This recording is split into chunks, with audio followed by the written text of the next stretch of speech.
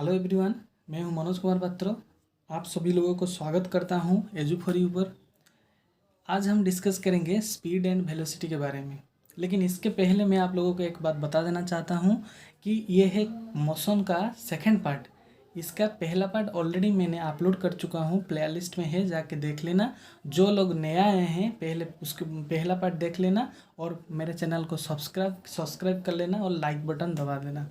उसके बाद अगर समझ में आएगा तो फिर सेकंड पार्ट को यहाँ पर आना, ठीक है? नहीं तो डायरेक्ट सेकंड पार्ट को मत आइए, आप लोगों को समझ में नहीं आएगा। अगर आप लोग पहले पार्ट देखे होंगे तो हम लोग डिस्कस कर चुके हैं डिस्टेंस के बारे में और डिस्प्लेसमेंट के बारे में, ठीक है? उसी से ही हमें पता चलेगा यहाँ पर स्पीड और वेलोसिटी के बारे में। समझ में आ रहा है? स्पीड नेचुरली तुम लोगों को पता होगा। जो लोग एक एक बच्चा बहुत ज़ोर से गाड़ी जा रहा है, दूसरा बहुत धीरे आहिस्ता आहिस्ता जा रहा है, इस हमें समझ में आ रहा है कि किसका स्पीड ज़्यादा है। स्पीड हमें एक्चुअली कैलकुलेट कैसे होता है? अगर कोई आदमी जा रहा है एक पॉइंट से दूसरे पॉइंट को, यानी कि वो सपोज 5 घंटा लगा रहा है जाने के लिए, और वही ए से बी तक जाने के लिए क्या हो रहा है, दूसरा आदमी क्या करता है ना, 6 घंटा लगाता है। तो इसमें हमें क्या पता चल रहा है कि कम समय में जो लोग वही डिस्टेंस कवर कर रहे हैं, हमें पता चल रहा है कि उसका स्पीड ज़्यादा है इज़ कंपैरिजन टू इसका। यानी कि यहाँ पर जो आदमी जा रहा है ये ज़्यादा समय ले रहा है, ये कम समय ले रहा है। यानी कि जो कम समय में डिस्टेंस कवर कर रहा है वही उसका स्पीड ज़्यादा होगा, और जो ज़्यादा समय ले रहा है उसका स्पीड कम होगा, ठीक है? अगर डिफाइन करेंगे स्पीड को तो हम इसको ऐसे लिख सकते हैं। कैसे? जितना डिस्टेंस कवर करेगा पर यूनिट टाइम में, यानी कि यूनिट टाइम, जिसका यूनिट टाइम में 1 मिनट में कितना ज़्यादा डिस्टेंस जा रहा है, उसी हिसाब से हमें पता चल जाएगा कि स्पीड किसका ज़्यादा है या कम है। So we can write here the definition that the distance travel by a body per unit time.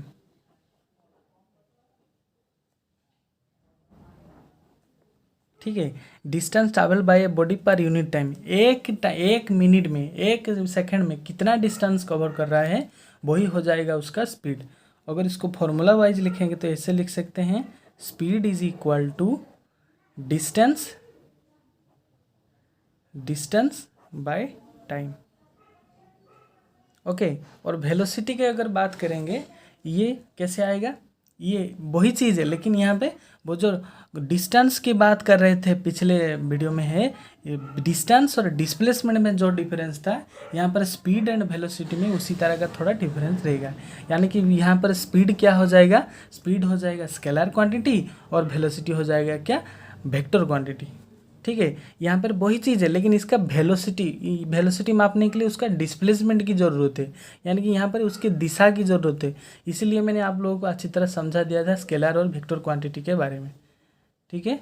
तो यहाँ पर हम लोग लिख सकते हैं द डिस्टेंस ट्रैवल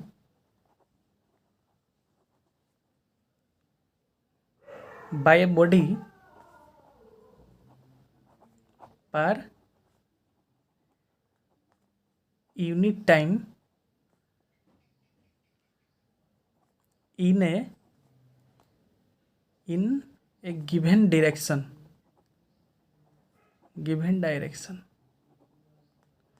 अदरवाइज हम लोग लिख सकते हैं displacement per unit time. Displacement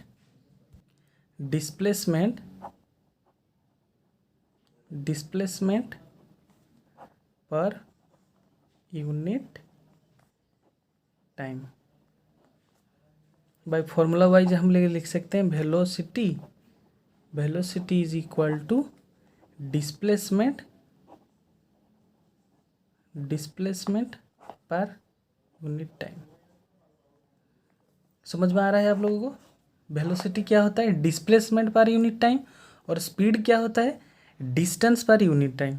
यहाँ पर डिस्टेंस यानी कि यहाँ पर हो सकता है ये it is a scalar quantity और ये हो जाएगा एक, it is a vector quantity.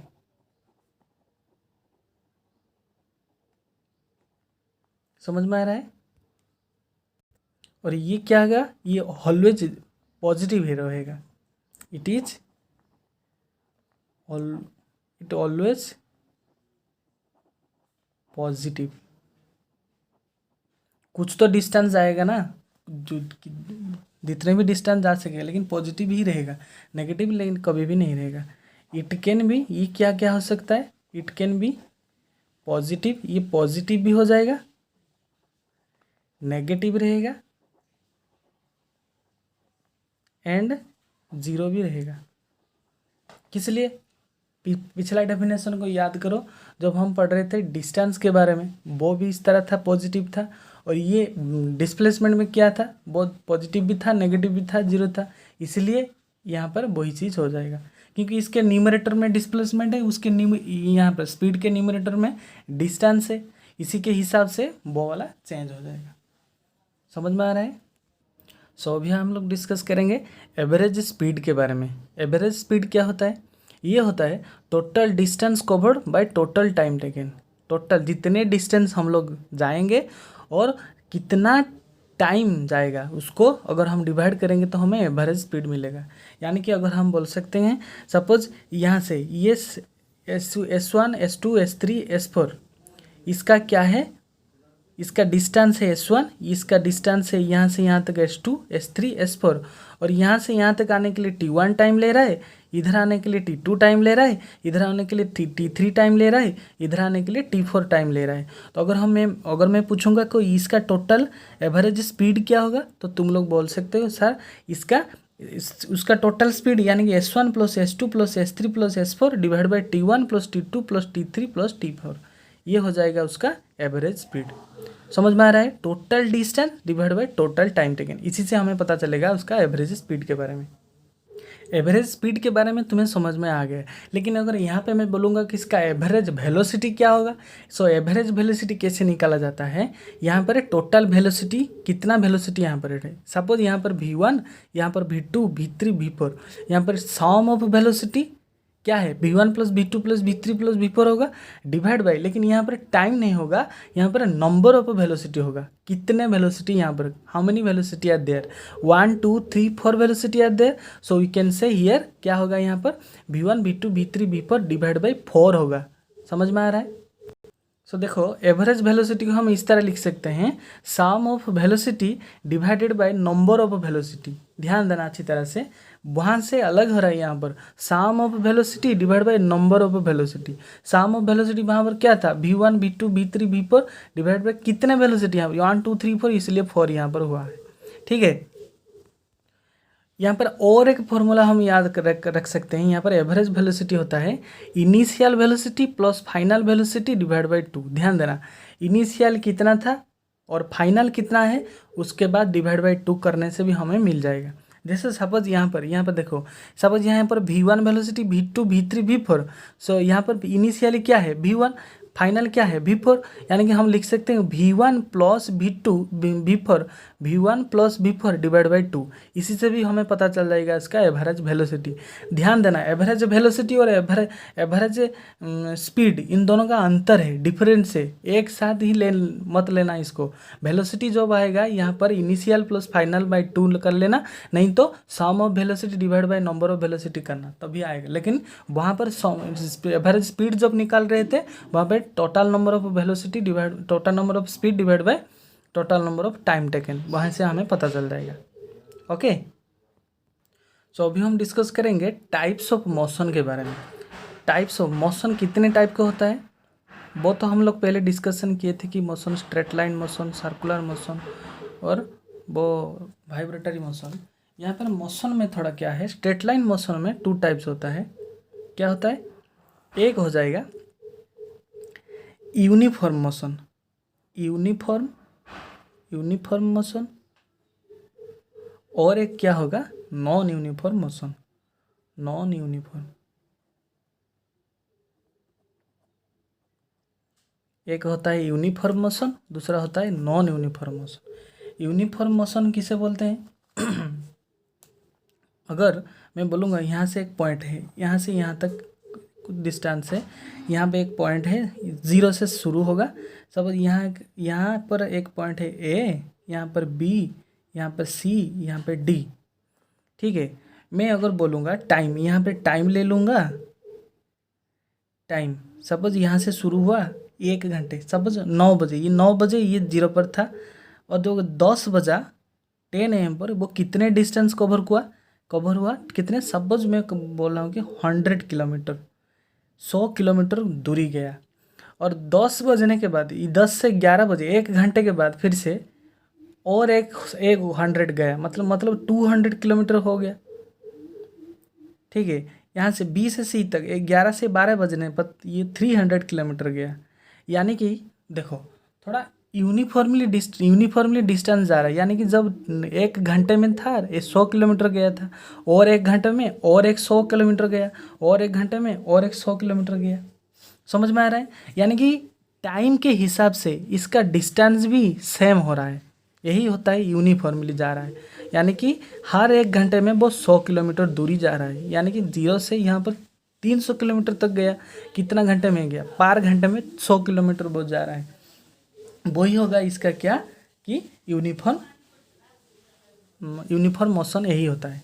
लेकिन नॉन यूनिफॉर्म में क्या होगा, इसका कोई ठिकाना नहीं रहेगा। यहाँ पर ए से अगर बी तक जाएगा 1 घंटे में, एक घंटे में 1 आवर में सब 100 किलोमीटर गया। बी से सी तक चला जाएगा 1 घंटे में 200 किलोमीटर, नहीं यहाँ पर चला जाएगा और थोड़ा गलत हो जाएगा, 250 इस तरह का जाएगा, 250 किलोमीटर जाएगा। इस तरह का डिफरेंस होगा तो समझ लेना यहाँ पर क्या है, नहीं हो रहा है, लेकिन इक्वल डिस्टेंस नहीं जा रहा है। माने इक्वल इंटरवल ऑफ टाइम में इक्वल डिस्टेंस कवर होना चाहिए।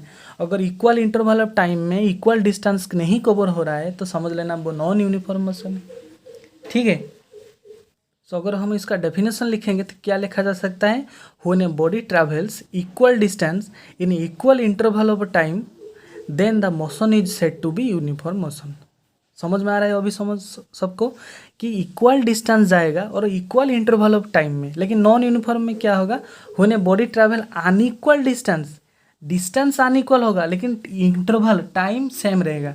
When a body travel unequal distance in equal interval of time it is said to be non uniform motion.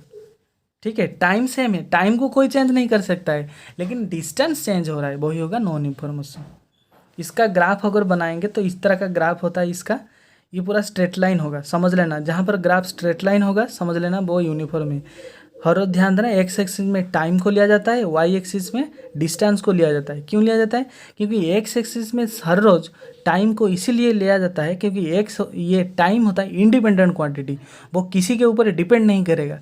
लेकिन ये डिस्टेंस वेरिएबल है, चेंज हो जाएगा, लेकिन टाइम हर रोज किसी के ऊपर डिपेंड नहीं करता। टाइम के ऊपर हर सब कुछ डिपेंड करते हैं। Time always you will remain constant ना, टाइम सेम रहेगा हर रोज।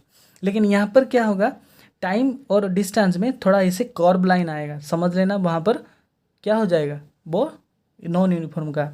अगर यूनिफॉर्म मोशन का एग्जाम्पल हम लिखेंगे तो रोटेशन ऑफ अर्थ जो घूम रहा है वो क्या कॉन्स्टेंटली जो एक स्पीड यूनिफॉर्म मोशन में घूम रहा है ना, वो हो जाएगा। और बाइक का स्पीड अगर बोलोगे, बाइक हम कभी जोर जा रहे हैं कभी आहिस्ता जा रहे हैं, इस तरह का डिफरेंस आता है, वही हो जाएगा नॉन यूनिफॉर्म मोशन। और यहाँ पर क्या होगा, स्पीड यहाँ पर कांस्टेंट, यहाँ पर कांस्टेंट स्पीड होगा, लेकिन यहाँ के स्पीड क्या होगा, वेरिएबल हो जाएगा, इसलिए उसका चेंजेस हो रहा है non uniform motion. I hope आप लोगों को समझ में आ रहा है। ध्यान देना, यहाँ पे थोड़ा सिंबल को थोड़ा लिखा हूँ यहाँ पर, ताकि तुम्हें दिक्कत ना हो लिखने में। जब शॉर्ट फॉर्म में लिखा जाता है उस वक्त तुम्हें दिक्कत ना हो, इसलिए थोड़ा लिख दिया हूँ मैंने। डिस्टेंस को एस में रिप्रेजेंट किया जाता है, और इनिशियल वेलोसिटी को यू से रिप्रेजेंट करते हैं, और फाइनल वेलोसिटी को भी से रिप्रेजेंट करते हैं। टाइम को टी से, और एक्सेलरेशन हम आगे बढ़ेंगे उसको ए से रिप्रेजेंट करेंगे। और डिस्प्लेसमेंट होता है डेल्टा, इसको बोलते हैं डेल्टा एस, डेल एस से इसे रिप्रेजेंट करते हैं। ठीक है, स्पीड एंड वेलोसिटी इसको भी से भी रिप्रेजेंट करते हैं कभी कभी। स्पीड होता है डिस्टेंस बाय टाइम, और वेलोसिटी होता है वही डिस्प्लेसमेंट बाय टाइम। डिस्प्लेसमेंट को भी कभी कभी हमें एस से भी रिप्रेजेंट करते हैं। ठीक है, यहाँ पे जो डिस्टेंस और डिस्प्लेसमेंट कर रहे थे, यहाँ पर यूनिट को देखो, यूनिट सबका यूनिट निकालना पड़ेगा। यूनिट कैसे निकाला जाता है, देखो ये डिस्टेंस का यूनिट क्या होता है, हम लोग डिस्टेंस कैसे मापते हैं, मीटर से, और टाइम को कैसे मापते हैं, सेकंड से, यानी कि डिस्टेंस का यूनिट क्या हो जाएगा, मीटर पर सेकंड। इसी तरह डिस्प्लेसमेंट का क्या हो जाएगा, डिस्प्लेसमेंट को भी मापते हैं वही मीटर से और सेकंड से, वो भी हो जाएगा क्या, वही मीटर पर सेकंड, दोनों का यूनिट सेम है। सो अभी देखो बहुत ही इम्पोर्टेंट थिंग है ये, बहुत ही इम्पोर्टेंट टर्म एक्सेलरेशन, इसको अभी हम डिस्कस करेंगे।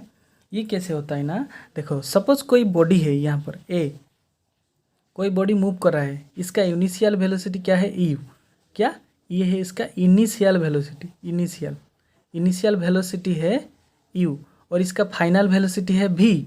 और यू से जब भी तक गया, ये जो बॉडी यहाँ से यहाँ तक गया, यहाँ से यहाँ तक जाने में कितना टाइम लगेगा, सपोज टी टाइम लगा, ओके।